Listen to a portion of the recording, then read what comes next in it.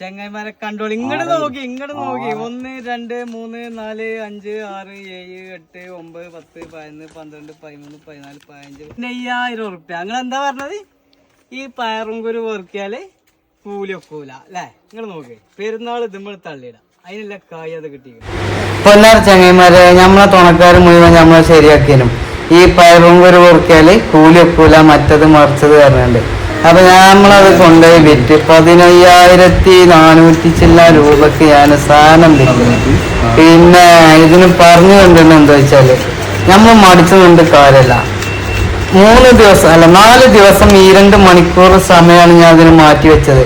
ഈ 2 മണിക്കൂർ സമയം 4 ദിവസം 2 മണിക്കൂർ സമയം പറഞ്ഞാൽ 8 മണിക്കൂറിന് 15,000 റുപ്യ പ്രോഫിറ്റ് എന്ന് പറയാൻ പറ്റില്ല. ഇതിന് ഇത് നമ്മളെ അധ്വാനത്തിന്റെ ഫലമാണ്.